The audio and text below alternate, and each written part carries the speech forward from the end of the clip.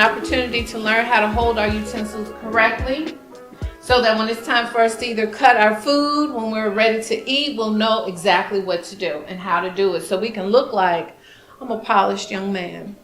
Just like you look polished today, you want to look like a polished young man when it's time for you to dine. How about that? Are you ready? Yes, ma'am. All right.